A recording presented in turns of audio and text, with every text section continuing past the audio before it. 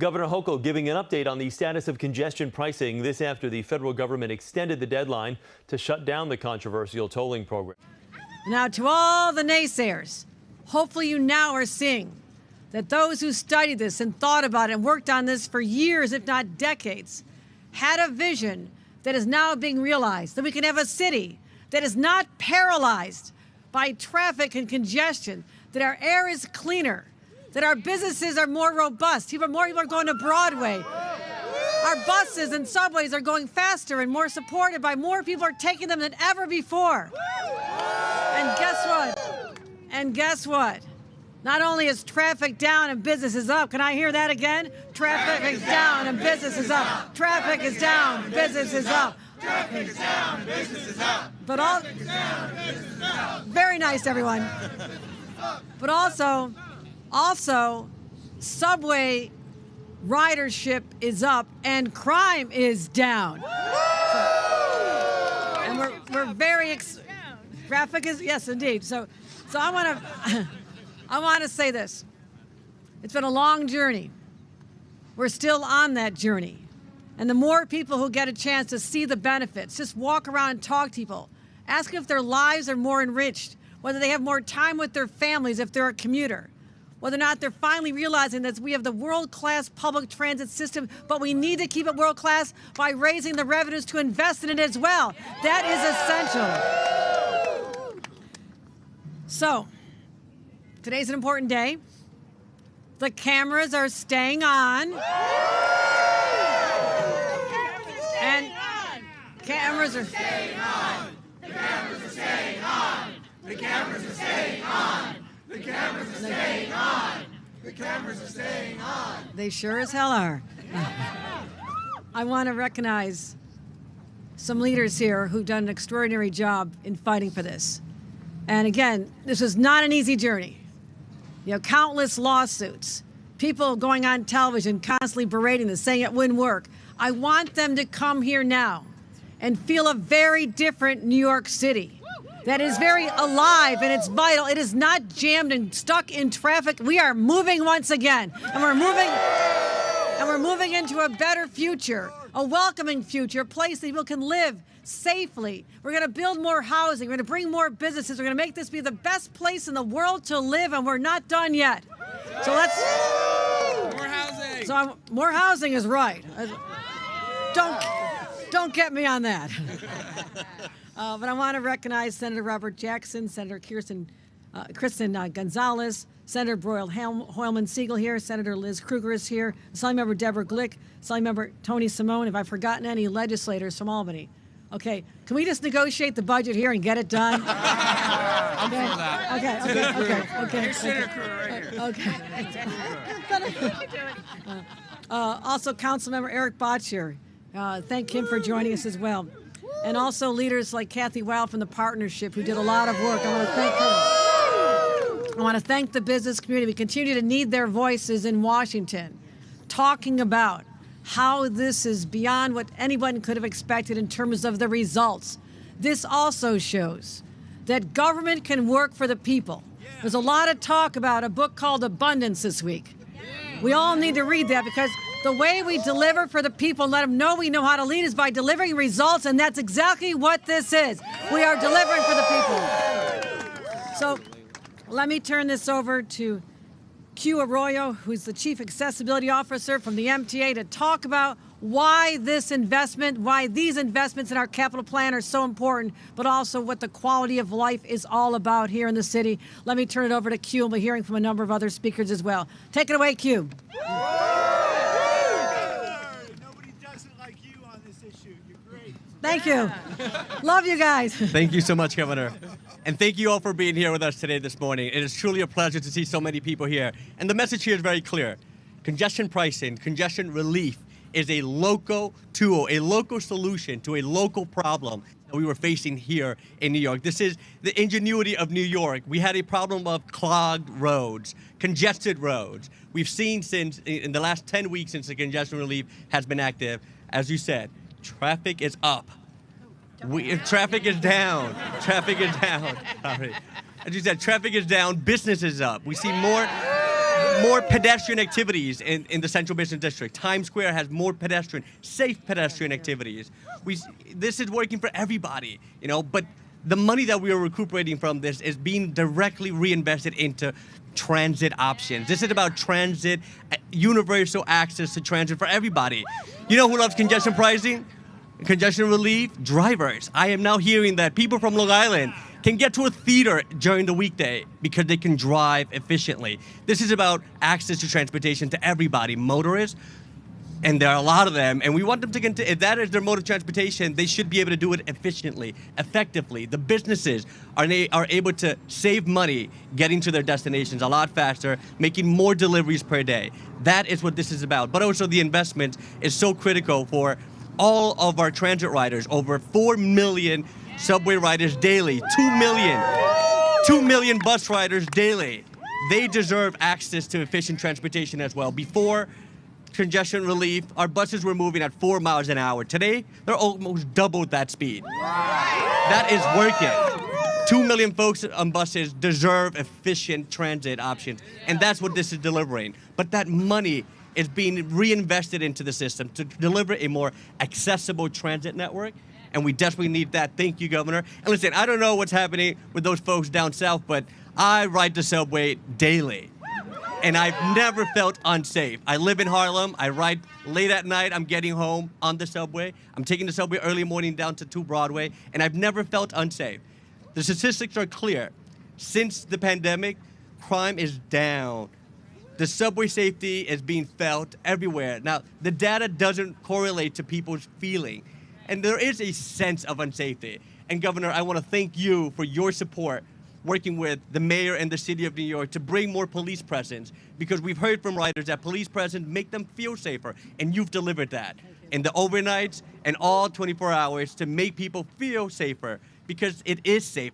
So I don't know when the last time those folks down in Washington rode the subway, but I tell them, join me and feel safe in Harlem, feel safe all throughout the city, because that is what this MTA team is delivering. Access to transit for everybody. Thank you all. Q mentioned subway safety. I follow statistics all day long. An interesting one.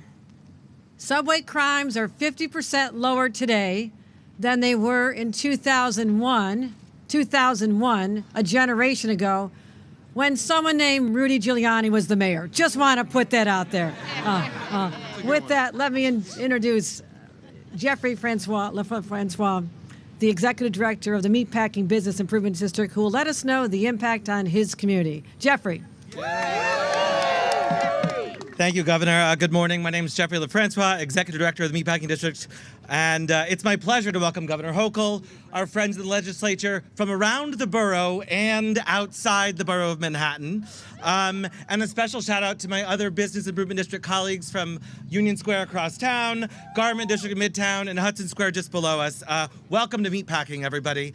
Right now, you're standing in what used to be the middle of the road. Today, it's a bustling public plaza in the heart of the Meatpacking District.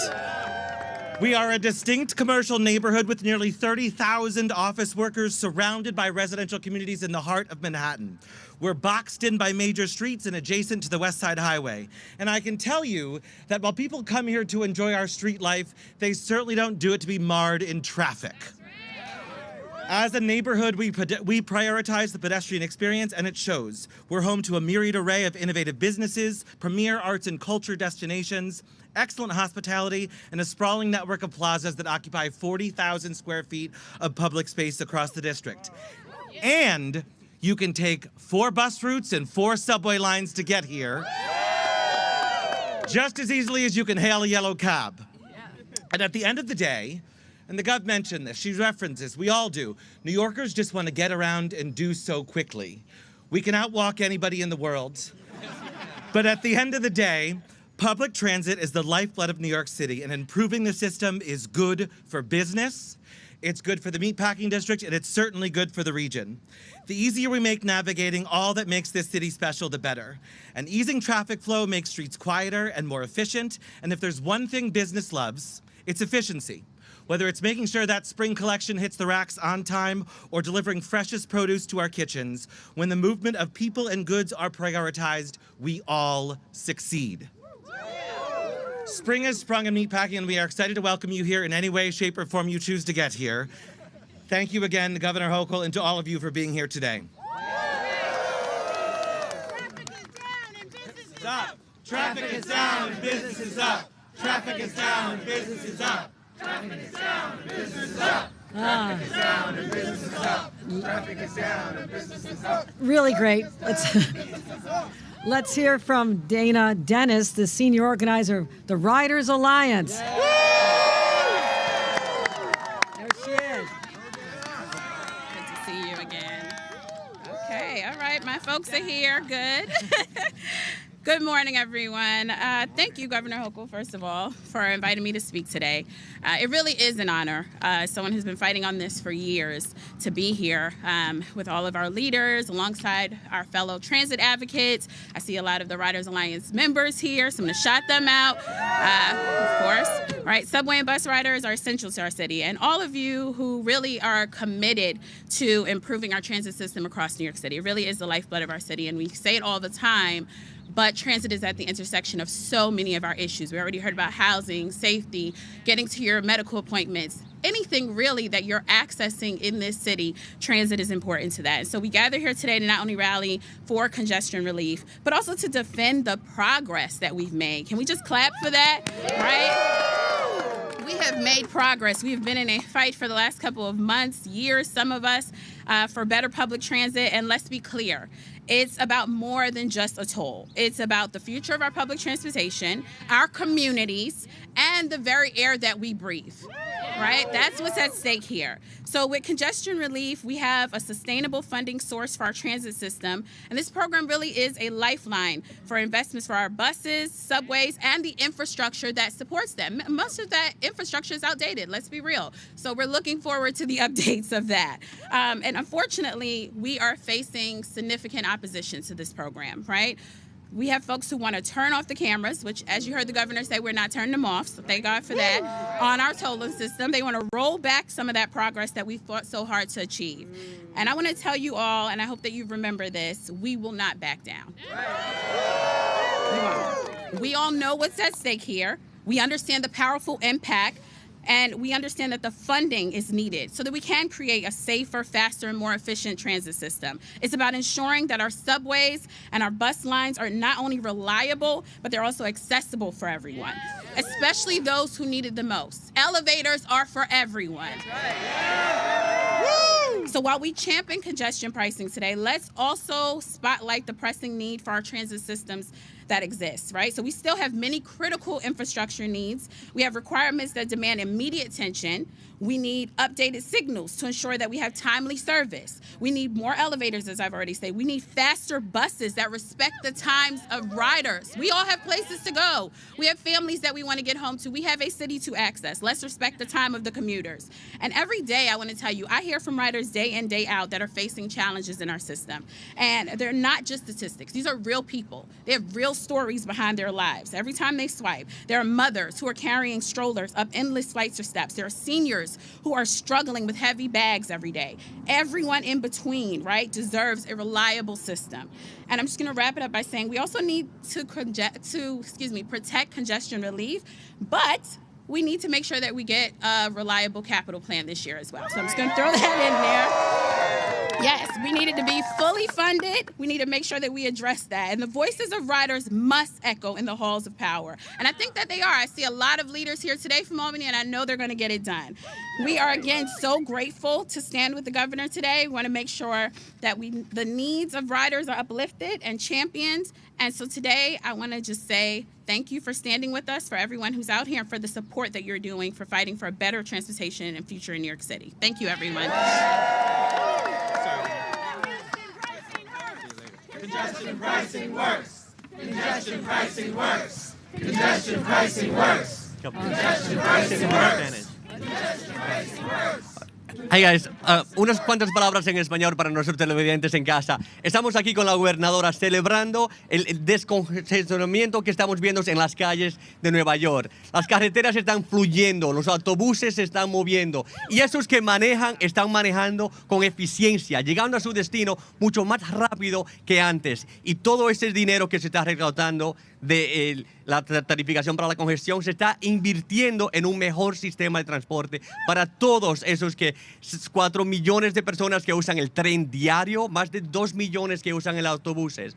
Y estamos escuchando que esa gente que vive en Staten Island, en Long Island, en New Jersey, están manejando mucho más rápido que antes. Así que esto es buena eficiencia para todo neoyorquino, para todo visitante. Gracias a la gobernadora por su apoyo al sistema de transporte público, a todo el sistema de transporte en Nueva York y su colaboración con la ciudad de Nueva York, con el alcalde de Nueva York y la policía para mantener un sistema de transporte safe para todos, que todos nos podemos sentir seguros usando el tránsito. Gracias, gobernadora. Sí, es verdad. Más rápido. Sí. Más rápido. Yeah. Thank you, everyone. Thank you for joining us here today, and enjoy the effects of congestion pricing on lifting up this city, its people, its businesses, our visitors, in a way that we get around so more people can see and embrace the vitality of the greatest city on earth. Thank you, everybody. Congestion pricing works. Congestion pricing works. Congestion pricing works. This has been breaking news.